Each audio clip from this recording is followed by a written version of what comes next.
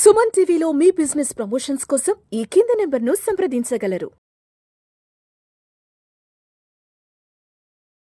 Welcome to Vishnu talks. నేను విష్ణు. ప్రస్తుతం నాతో పాటు సర్టిఫైడ్ ఫైనాన్షియల్ ప్లానర్ మాధవిరెడ్డి గారు ఉన్నారు. వారితో మాట్లాడదాం. నమస్తే మాధవిరెడ్డి గారు. నమస్తే అండి. మాధవిరెడ్డి గారు, welcome to Vishnu talks. Thank you.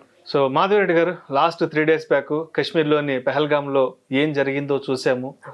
27 మంది విహార యాత్రకు వచ్చిన పర్యాటకుల్ని అక్కడి ఉగ్ర మోకలు చాలా దారుణంగా హతమార్చాయి. నిజంగా యావత్ దేశం, యావత్ ప్రపంచం మొత్తం కూడా ఈ సంఘటన చూసి, సంఘటన గురించి విని నివ్వెరపోయింది.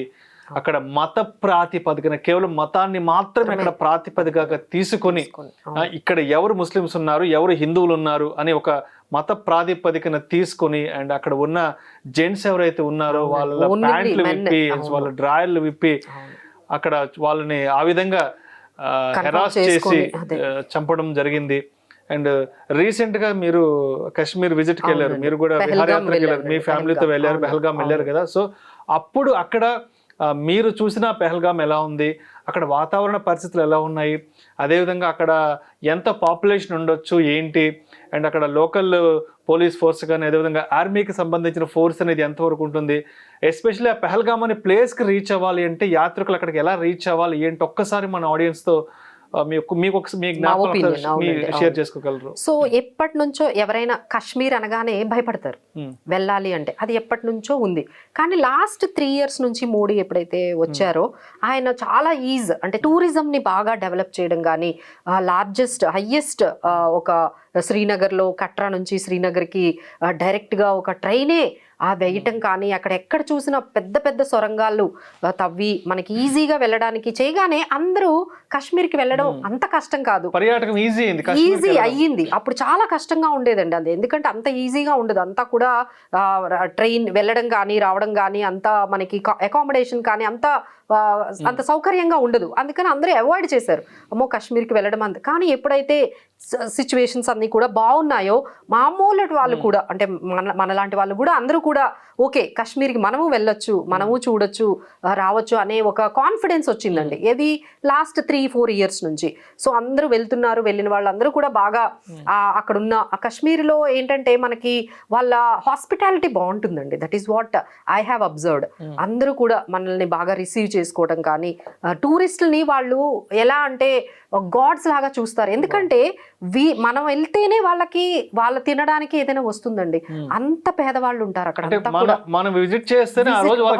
ఆదాయం అంతేనండి, అది వాళ్ళ స్థితిగతి. ఎందుకంటే అక్కడ ఎలాంటి జాబ్స్ ఉండవు పాపం, ఎందుకంటే ఎప్పుడు మంచుతో కప్పబడి ఉంటుంది. ఓన్లీ ఒక 4-5 months అండి వాళ్ళకి ఏదైనా వర్క్ చేసుకోవాలన్నా, ఏదైనా డబ్బులు సంపాదించుకోవాలన్నా ఒక మార్చ్ నుండి స్టార్ట్ అవుతుంది. మార్చి, ఏప్రిల్, మే, జూన్ అంతేనండి. మళ్ళీ మొత్తం వర్షాలు, ఎక్కడ పడితే వర్షాలు, వరదలు, తుఫాన్లు, మంచు, ఇదంతా మొత్తం క్లోజ్ అయిపోతాయండి. రోడ్స్ కూడా అసలు మొత్తం క్లోజ్ అయిపోతుంది కాశ్మీర్ అంతా కూడా. సో ఈ 4 months కోసం వాళ్ళు ఈ సంవత్సరం అంతా ఎదురు చూస్తూ ఉంటారు. మనం అందరం ఎప్పుడు వస్తామా, మన టూరిస్టులు ఎప్పుడు వస్తారా, వాళ్ళ ద్వారానే మనకు ఆదాయం వస్తుంది కదా. అక్కడ ట్రేడర్స్ కానీ, అక్కడ ట్యాక్సీ వాలాస్ కానీ, లేకపోతే ఈ హార్స్ రైడింగ్ మీద పోనీస్ కానీ, వీళ్ళందరూ కూడా ఎంతో హ్యాపీగా ఫీల్ అవుతారండి టూరిస్టులను చూడగానే. అక్కడ మనకి బోట్ షికార్లు కానీ, హోటల్స్ కానీ, అందరికీ జరిగేది 4 నెలలు మాత్రమే. వాళ్ళ ఆతిథ్యం మనకి ఇవ్వడానికి ఎదురు చూస్తూ ఉంటారండి వాళ్ళు. ఎందుకంటే మనమే వెళ్తేనే వాళ్ళకి ఆ సంవత్సరం అంతా, ఇప్పుడు ఈ 4 నెలలు సంపాదించిన డబ్బులతోనే వాళ్ళు మిగతా సంవత్సరం అంతా కూడా గడపాల్సి వస్తుంది. అది వాళ్ళు మా అందరికీ చెప్తారు. అంటే మేము వాళ్ళతో మాట్లాడుతూ ఉంటాం కదా, మాతో ఆల్మోస్ట్ మనం బుక్ చేసుకుంటాం కాబట్టి వాళ్ళు ఒక 2-3 days మనతోనే వాళ్ళు స్పెండ్ చేస్తారు, ట్రావెల్ అవుతూ ఉంటారు. ఎందుకంటే ఒక టాక్సీ బుక్ చేసుకున్న వాళ్ళు 3 days వరకు మనతో ఉంటారు. సో వాళ్ళన్నీ చెప్తూ ఉంటారు, మేడం మాకు ఇలా ఉంటుంది, మా సిచ్యువేషన్స్ ఇలా ఉంటాయి, ఇంత భయానకంగా ఉంటాయి అనేది. సో ఇప్పుడిప్పుడే కొంచెం మోడీ మనకి ఇవన్నీ తీసుకోవడం వల్ల పాజిటివ్గా అక్కడ కూడా కొంత టూరిజం బాగా డెవలప్ అవుతుంది, అక్కడ కూడా జాబ్స్ వస్తున్నాయి. వాళ్ళంతా కూడా ఇది మేబీ చూడలేకపోయారేమోనండి. ఇలా అందరూ కూడా బిజీగా ఉండి ఎవరి పనుల్లో వాళ్ళు ఉండి, మరి ఈ టెర్రరిస్ట్ అన్ని కూడా పక్కన పెట్టేసి మనకి ఇది బాగుంది, ఇక్కడ చదువుకోవడం సాఫీగా, ఎందుకంటే మన పిల్లలు చదువుకుంటున్నారు, స్కూల్స్కి వెళ్తున్నారు, ఇట్లాంటివన్నీ వాళ్ళు కూడా నార్మల్. అంటే మనం కాశ్మీర్ని ప్రతిదానికి ఎక్స్క్లూడింగ్ కాశ్మీర్ అంటాం, మన యాక్ట్స్ కూడా అట్లా ఉండేవన్నమాట. ఇప్పుడు అలా కాకుండా వాళ్ళు కూడా మనతో పాటు మన మిగతా స్టేట్స్లో ఎలా అయితే డెవలప్మెంట్ జరుగుతుందో అక్కడ కూడా అలాంటి డెవలప్మెంట్స్ జరగడం, అందరూ కూడా చాలా ఆనందంగా ఉండడం మేబీ నచ్చలేదేమో వాళ్ళంటే మెయిన్ అంటే 2-3 థింగ్స్ మీద వాళ్ళు మనకి దెబ్బ కొట్టినట్టుగా కనిపిస్తుందండి. ఒకటి ఏంటంటే కశ్మీరీస్, వాళ్ళని బాగా ఇబ్బంది పెట్టాలి, వాళ్ళందరూ కూడా ఈ టెర్రరిజం వదిలేసి వీళ్ళు చక్కగా వీళ్ళు జీవనం సాగించుకుంటున్నారు, వీళ్ళు పక్కన పెట్టేశారు, ఈ టెర్రరిజం వైపు ఎవరు రావట్లేదు అని వాళ్ళని ఎలా అయినా వాళ్ళని ఆపేయాలి, వాళ్ళ జీవనాధారాన్ని కట్ చేయాలి అని టూరిజం మీద అంతలాగా భయానకంగా అన్నమాట. అంటే భయాన్ని పుట్టించారు. ఇప్పుడు మొత్తం అందరూ కూడా ఎంత భయపడ్డారు చూడండి. మొత్తం కాశ్మీర్ అంతా కూడా అంటే మొత్తం అంతా కూడా అంటే ఎంటీ అయిపోయిందండి. శ్రీనగర్ దగ్గర నుంచి, పెహల్గాం దగ్గర నుంచి కాశ్మీర్ అది మేము చాలా పెద్ద పెద్ద ప్లేసెస్, చాలా మంచి ప్లేసెస్ ఉంటాయి. ఇట్ ఇస్ లైక్ స్విట్జర్లాండ్ కి వెళ్ళినంత మనకి, అదే మినీ స్విట్జర్లాండ్ అంటారండి. సో అంతా మనకి బ్యూటిఫుల్, అంటే మీరు ఎక్కడ చూసినా ఒక ఫ్రేమ్ లాగా కనిపిస్తుంది, ఒక మంచి ఫోటో ఫ్రేమ్ లాగా కనిపిస్తుందండి.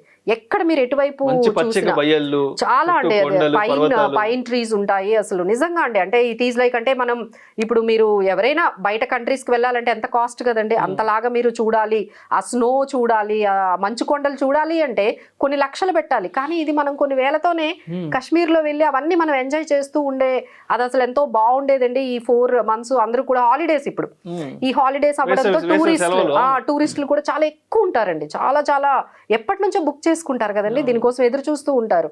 మార్చ్ ఎప్పుడు వస్తుందా, ఎందుకంటే అప్పుడు మాత్రమే అన్ని ఓపెన్ అవుతాయి. మీకు షికారాస్ కానీ అన్ని కూడా ఈ టైంలోనే ఓపెన్ అవుతాయి అన్నమాట. సో వాటికి వెళ్ళి ఎంజాయ్ చేద్దామని చూసే వాళ్ళందరికీ కూడా పాపం చాలా డిసప్పాయింట్ అయినాయి అనేది, అంటే లైఫ్ లో మర్చిపోవాలి. అంటే మన వాళ్ళు అనుకునే వాళ్ళని మన ఎదురుగానే వాళ్ళని దారుణంగా చంపడం అనేది ఎవరు మర్చిపోలేరండి.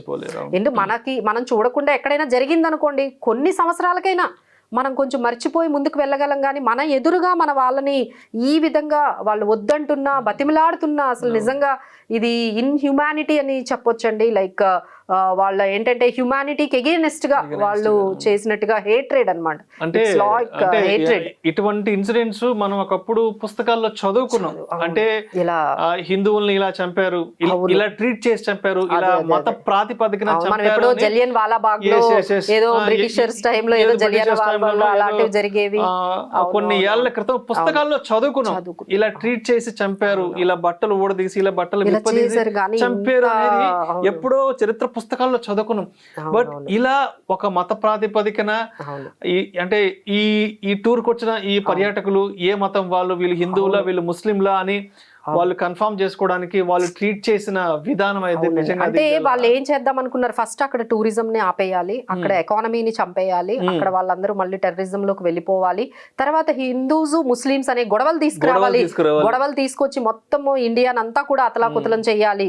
ఇలాంటివన్నీ కూడా బాగా ప్లానింగ్ అయితే జరిగినట్టుగా, త్వరలో కూడా అమర్నాథ్ యాత్ర కూడా ఉంది, అక్కడ కూడా స్టార్ట్ అవుతుంది అన్నట్టుగా. సో ఇదంతా ఏంటంటే చాలా ప్లాన్డ్ గానే ఇవన్నీ వాళ్ళు ఎఫెక్ట్ అవ్వేటట్టు వాళ్ళు ప్లాన్డ్ గా చేసినట్టుగా మనకు కనిపిస్తుందండి. మళ్ళీ ఎస్పెషల్లీ ఆ పెహల్గాం అనే ప్లేస్ ఎలా ఉంటుందంటే, వెళ్ళడానికి మనకి వెహికల్స్ ఉండవు. ఒక ప్లేస్ దగ్గర వెహికల్స్ ఆగిపోతాయి.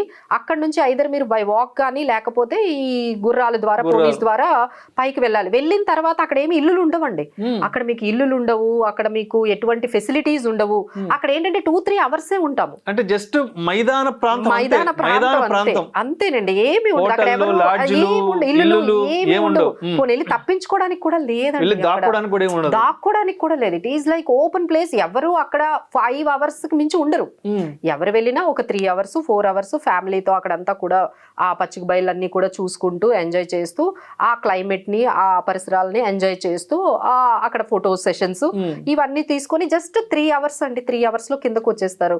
బట్ వాళ్ళందరూ ఎన్నిసార్లు ఆలోచిస్తూ ఉంటారు, అనవసరంగా ఈ 2 hours మనం వెళ్ళామే, ఈ 2 hours మనం వెళ్ళకుండా ఇంకెక్కడైనా ఉండిపోతే బాగుండేది అని ఎన్నిసార్లు అనుకుని ఉంటారో అనేది మనకు కనిపిస్తుంది. ఎందుకంటే ఎన్ని ప్లేసెస్ ఉంటాయంటే కాశ్మీర్స్ వైపు, బట్ ఇది చాలా అంటే ఇందులో ఇక్కడ ఏంటంటే 1% ఉంటుందండి. అంటే టెంపరేచర్స్ కూడా చాలా తక్కువ ఉంటాయి పెహల్గామ్ లో, అది చాలా లోతుగా ఉంటుంది అనమాట. ఎక్కువ మంది వెళ్ళారండి, ఎక్కువగా వెళ్ళేది శ్రీనగర్, డాల్ లేక్, తర్వాత పట్నీ టాప్ అని చెప్పేసి, లేకపోతే ఇటువైపు వెళ్తూ ఉంటారు. కానీ అక్కడ చాలా లిమిటెడ్ పీపులే వెళ్తారు, ఎందుకంటే అక్కడ కొంచెం క్లైమేట్ కండిషన్స్ చాలా డిఫరెంట్గా ఉంటుంది పెహల్గామ్ లో. అక్కడ చాలా తక్కువ టెంపరేచర్స్ ఉంటాయి. మిగతా కాశ్మీర్తో పోల్చుకుంటే పెహల్గాంలో చాలా తక్కువ టెంపరేచర్స్ ఉంటాయి. చాలా తక్కువ మంది మాత్రమే దాన్ని ఆప్ చేస్తారు. ఎస్పెషలీ మినీ స్విట్జర్లాండ్ అందరూ వెళ్ళరు, ఎందుకంటే గుర్రాల మీద వెళ్ళాలంటే చాలా మందికి ఇన్కన్వీనియంట్ గా ఉంటుంది. సో ఈ గుర్రాల మీద ఒక 1 అవర్ పడుతుందండి. 1 అవర్ మనకి పైకి వెళ్ళడానికి, మళ్ళీ అక్కడ ఒక 3 అవర్స్ ఉంటారు, మళ్ళీ 1 అవర్లో కిందకు వచ్చేస్తారు. సో చాలా ప్లాన్డ్ గా అక్కడ ఎక్కడ తప్పించుకోవడానికి వీల్లేదు. అంటే వీళ్ళు ఎవరైతే అక్కడ వాళ్ళకి అంటే దెబ్బలు తగిలాయి వాళ్ళందరినీ కూడా రక్షించడానికి కూడా చాలా టైం పట్టిందండి రీచ్ అవ్వడానికి. అక్కడ అందరూ కూడా అంటే మొత్తము మన మిలిటరీ అంతా కూడా రీచ్ అవ్వడానికి కూడా చాలా టైం పట్టేసింది, ఎందుకంటే అలాంటి ప్లేస్ అది చాలా హైట్ లో ఉంటుంది. చాలా వెళ్ళడానికి కూడా అంత ఈజీగా వెంటనే కమ్యూటేషన్ కూడా అంత దీనిగా ఉండదండి. అక్కడ గుర్రాలు లేకపోతే చాలా మంది వాళ్ళని కిందకి తీసుకురావడానికి వాళ్ళ మీద పెట్టుకొని చాలా మంది కాశ్మీరీస్ చాలా హెల్ప్ చేశారంటారు. బట్ వాళ్ళనైతే మనం ఏమనుకోండి, చాలా అమాయకులని చెప్పొచ్చండి. కాశ్మీర్స్ లో మేము చూసిన వాళ్ళందరూ కూడా చాలా పేదవాళ్ళండి. సో మనం వెళ్ళగానే వాళ్ళు ఎంతో హ్యాపీగా ఫీల్ అవుతారు, ఎందుకంటే మనం ఇచ్చే డబ్బులే వాళ్ళకి జీవనాధారం. సో వాళ్ళు మనల్ని బాగా చూసుకుంటే మళ్ళీ మళ్ళీ వస్తారు, మనకి ఇంకా బాగా ఇక్కడ డెవలప్మెంట్ అవుతుంది, మన పిల్లల్ని చదివించుకోవచ్చు. తినటానికి కూడా అంత ఎక్కువగా ఉండదండి, అంత ఫెసిలిటీస్ కూడా అంత ఎక్కువగా ఉండదు. ఆ పెహల్గాం అనే ఆ ప్లేస్ లో అయితే మనకి ఎక్కువ ఫెసిలిటీస్ ఉన్నాయి. శ్రీనగర్ ఈజ్ టోటలీ డిఫరెంట్ గా సిటీ లాగా ఉంటుంది. పెహల్గాం మాత్రం అంతా కొంచెం క్లోజ్డ్ ఏరియా అనే మనము చెప్పొచ్చు. బట్ దాని తర్వాత అయితే ఆ యాక్ట్ తర్వాత మనం చూసాము చాలా చాలా చేంజెస్ అయితే మనకి కనిపించాయి. ఫస్ట్ ఆఫ్ ఆల్ ఏంటంటే మన ఇండియా స్ట్రైక్స్ అండి, అంటే మనకి డిప్లొమాటిక్ సర్జికల్ స్ట్రైక్స్ అయితే స్టార్ట్ చేసింది. ఇండసన్ వాటర్ ట్రీటీని టెర్మినేట్ చేసింది. అలానే వాగా బార్డర్ అనేది అండి, అంటే మేము దానికి కూడా వెళ్ళాము. వాగా బార్డర్లో ఎవ్రీడే ఒక ఈవెంట్ జరుగుతుంది. రెండు అంటే పాకిస్తాన్ ఇండియా రెండు వాళ్ళు ఎవరైతే మనకి ఈ బార్డర్స్ ఉంటాయో రెండు దేశాల మధ్య ఆర్మీ వాళ్ళు ఒక చిన్న ఈవెంట్ అనేది ఎవ్రీ డే జరుగుతుందండి. అది చూడడానికి కొన్ని లక్షల మంది వస్తూ ఉంటారు. ఇప్పుడు అది కూడా ఇమీడియట్, అంటే ఇదంతా కూడా టూరిజం ఎంత పోయిందో చూడండి. సో టూరిజం అంటే అక్కడ 26 మంది ఆ కుటుంబాలు జీవితాంతం ఎంత వాళ్ళు మర్చిపోలేని అలాంటి ఎంత ఎఫెక్ట్ అయి ఉంటుంది అది ఒకవైపు. తర్వాత ఈ టూరిజం మీద డెవలప్ అయిన కొన్ని ఫ్యామిలీస్, అంటే డైరెక్ట్ గా ఈ 27 ఫ్యామిలీస్ కి ఇంపాక్ట్ అయ్యింది, ఇండైరెక్ట్ గా కొన్ని థౌజండ్స్ ఆఫ్ ఫ్యామిలీస్ చాలా చాలా ఇంపాక్ట్ అయితే అయ్యాయి అని మనం ఖచ్చితంగా చెప్పొచ్చండి. అలానే వీసాస్ కూడా పాకిస్తానీస్కి వీసాస్ ఇవ్వడం మానేశారు. అలాగే మన defence military Pakistan high commissions నుంచి కూడా మనకి కొన్ని వదిలి వెళ్ళిపోమని వాళ్ళకు కూడా చెప్పేశారు. మన వాళ్ళని కూడా అక్కడి నుంచి ఇక్కడికి రప్పించేస్తున్నారు. సో ఇలాంటివన్నీ కూడా చాలా ఇమ్మీడియట్ ఎఫెక్ట్ అండి. ఈ రోజు నుంచే అన్నట్టుగా ఇమ్మీడియట్ ఎఫెక్ట్తోని ఇవన్నీ స్టార్ట్ చేశాయి. సో ఇమ్మీడియట్గా పాకిస్తాన్ కూడా దానికి రెస్పాండ్ అయ్యింది. సో అక్కడ ఆల్రెడీ ఎల్ఓసి దగ్గర చాలా టెన్షన్ వాతావరణం అయితే ఉంటుందండి. ఆ ఎల్ఓసి దగ్గర కూడా మేము వెళ్ళాము.